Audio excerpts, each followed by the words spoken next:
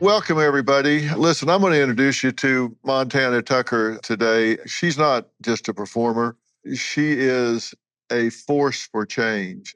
And she's sitting down with me to talk about resilience, purpose, and stories that really matter since October 7th. And she's earned honors like Variety's Social Impact Award, and she's captivated audiences with her series on Jewish identity and perseverance. And most recently, she led The Children of October 7th, a powerful documentary. I think it's the #1 documentary in the history of Paramount Plus. When they took you, did you have any idea where you were going? I hid under my mom's dead body for an hour. They said, if you move, you die. Do you know where your dad is? Soldiers found his body upstairs. I was just focused on surviving. If you haven't seen it, it's a must watch. And you may think, oh, that's going to be tough to watch. And, parts of it are tough, I will admit. But I'll tell you this, it's moving, it's inspiring, and you'll be a better person for having watched it. Montana, welcome. Thank you so much. Thank you, really. Thank you for having me. And congratulations on the documentary. What led you to do that? Thank you. It is a big accomplishment because I'm just grateful that these children have a voice and a platform, and that a major streaming platform like Paramount Plus decided to pick it up. Anything related to October 7th is so sensitive, and especially anything to do with Israel. I feel like everyone is scared to touch it. So I'm really grateful that they gave these children a voice and a platform. I've always worked with kids. If you look at my social media platforms, way before October 7th, I've always danced with kids and just had a very special connection with them. And so when I got approached to do this project, it was an immediate yes, of course. They first asked, how much would you charge for something like this? I said, absolutely nothing. There's not even a chance I would charge for this. And this is before we knew Paramount was going to pick it up. This is when they were just wanting me to, share this on my social media platforms. These kids, I interviewed them a year after October 7th. So a year after they already had to go through all that trauma. And I'm grateful they felt comfortable opening up with me and recounting their stories. A lot of them hadn't done any interviews before opening up with me. And some of them knew me from TikTok or saw my dance videos, so they felt a little bit more comfortable sharing with me. But this documentary, I say it over and over, is not political. It doesn't go into the conflict. It's just a series of testimonies from these young children recounting what happened to them on that day and what has happened to them for the past year at the time of interviewing them. So, and it's only 36 minutes. It's a short watch, but a very powerful and, like you said, necessary watch. And it's not easy. I have to admit, it's not an easy watch, but it's unfortunately necessary. Yeah, and that's why I said, I don't want to mislead people. It's not a fun, ha-ha watch, but it is a life-changing watch. I mean, it causes you to get outside yourself and realize the impact that world events can have on other people. And you bring an energy to it and an authenticity to it that's so important. You know my wife, Robin. You did her podcast a long time ago. When I said I was interviewing you, she said, you are a force of nature. Coming from her, that is an honor.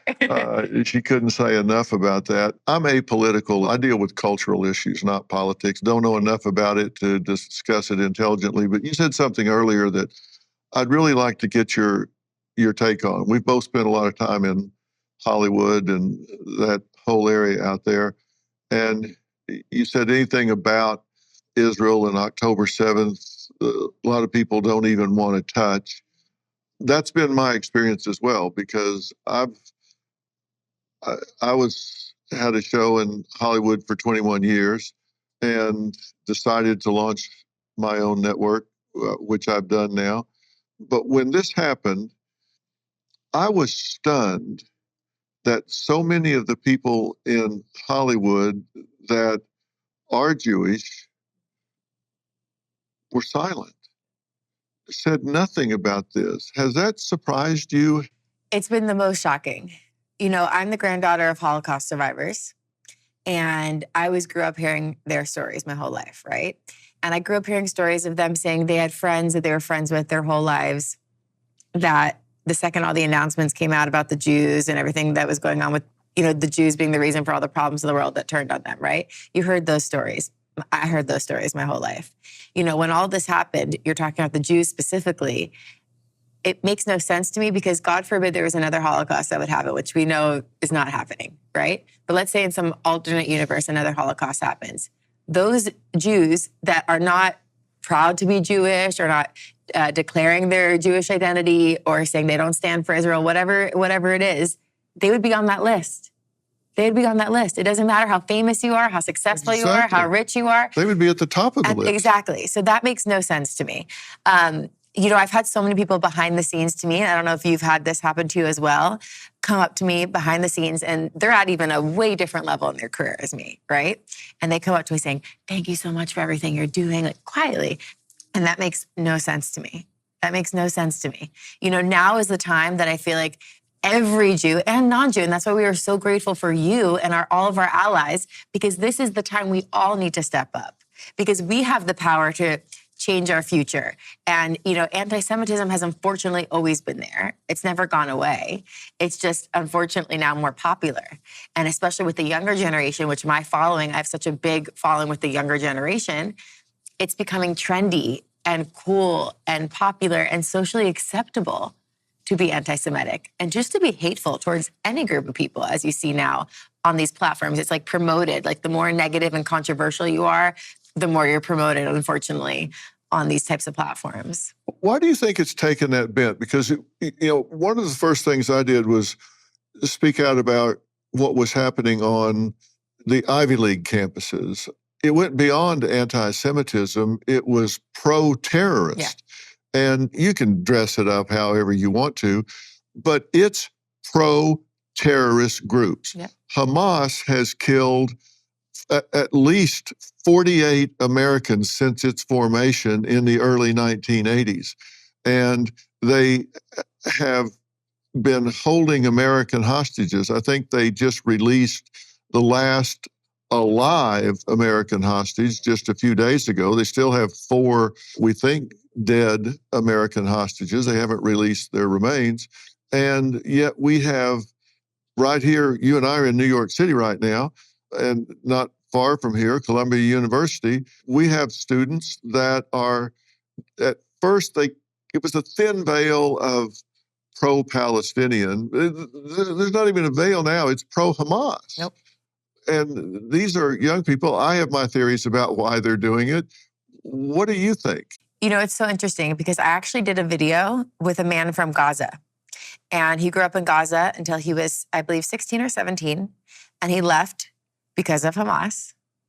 And he lost several family members in this war, okay? And him and I did a video in Washington Square Park together. I do these videos a lot in public where I go out and try to have conversations and really try to come to an understanding with each other. He is so against what is going on these college campuses. And this is a man from Gaza with family members who died in this war. And he was getting into arguments with people who had no ties in the Middle East whatsoever. Not Israel, not Gaza, nowhere in the Middle East. And he was getting into arguments with people because they were telling him how he should feel about this war and how he should feel about Israel. And he is always going against what is going on in the college campuses. So they're not, listen, I'm sure there are people who are genuinely, for the people, but I've been to UCLA right after the encampment started and the protests started. And I just tried to have conversations with people to see what they were doing there, what message they really wanted to portray. They wouldn't speak to me. They said I had to speak to a media liaison, said I'm an agitator. When I was just trying to have a conversation, they all had their masks on. None of them, I think, really knew what they were doing there, to be honest. And then when I went to the media liaison, wouldn't speak to me. Then they formed a human barricade on public property. Started with 2 people and wouldn't let me walk through because they knew I was Jewish or pro-Israel and I wasn't allowed to be there. Yeah, I had exactly the same experience. I was on the UCLA campus towards the end of the encampment and also on the night that they took the encampment down. Oh, wow. And I went to the Hallel and talked to a lot of students, some Israeli, some former IDF, and some that were just born in LA and were going to UCLA. They were just Jewish students. And they were telling me, these people want us dead. Yeah. They follow us around and say, yeah, we want you dead. And they said they surround us on campus and won't let us go to our classes in the library. I went to speak to those in the encampment. Wouldn't speak to me. Of course. I said, you need to speak to our media liaison. And everything they were saying was it's like you could tell they were given like a rule book of what to say, what to do, and that was it. Yeah, and they've got masks on. And so I interviewed some of the Jewish students right in front of these people at the gate. And I'm saying, do you believe they want you dead? They're saying, oh, absolutely want us dead. We're looking at them and they're going, yeah. I mean, they're not even, they don't even pretend. Yeah. And so you are so popular really in every demo, but certainly with the young people.